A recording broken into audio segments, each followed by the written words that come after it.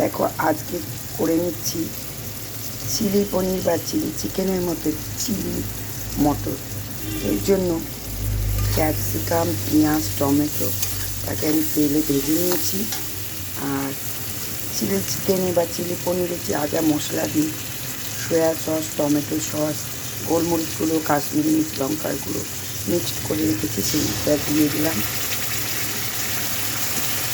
আর মটরগুলোকে arrowroot আর দুল ময়দা, গোলমরিচ গুঁড়ো, কাশ্মীরি মির্চ, লঙ্কার গুঁড়ো আর জাস্ট একটু হিং আর একটা ডিম দিয়ে ম্যারিনেট করে চিলি চিকেন বা চিলি পনির যেরকমভাবে ভেজে নিই সেরকম করে ভেজে রেখে দিয়েছি।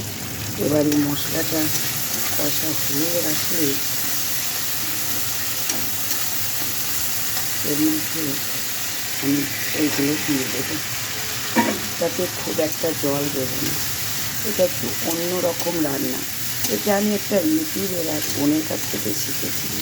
এতে কেমন হবে সেটা বলতে পারছি না, কারণ এটা প্রথমবার আমি ট্রাই করছি, তাই আমি নিজেও জানি না খেতে এটা কেমন হবে। করে দেখি কেমন হবে, তবে আশা করছি ভালোই হবে। প্লিজ তোমরা আমার চ্যানেলটিকে সাবস্ক্রাইব করে দিও আর কমেন্ট করো, তাহলে আমি নতুন নতুন রেসিপি দিতে তোমাদেরকে খুব ভালো লাগবে। কারণ কেউ যদি কমেন্ট না করে, কেউ যদি সাবস্ক্রাইব না করে, তাহলে ভিডিও বানাতে আর মন করে না। কারণ একটা ভিডিও বানাতে যথেষ্ট পরিশ্রম লাগে। প্লিজ তোমরা একটু কমেন্ট করো।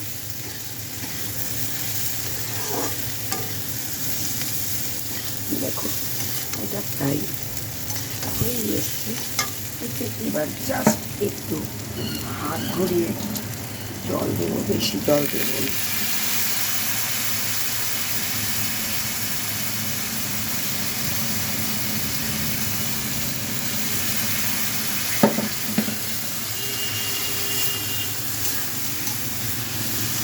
আর লবণটা আমি যখন এই ক্যাপসিকাম আর পেঁয়াজ টমেটো ভাজছিলাম তখনই লবণ আর দিয়ে দিয়েছিলাম।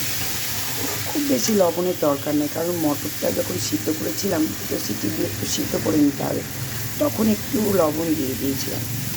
যার জন্য খুব বেশি লবণ দিইনি, কারণ খুব বেশি লবণ দিলে লবণ লবণ হয়ে যাবে।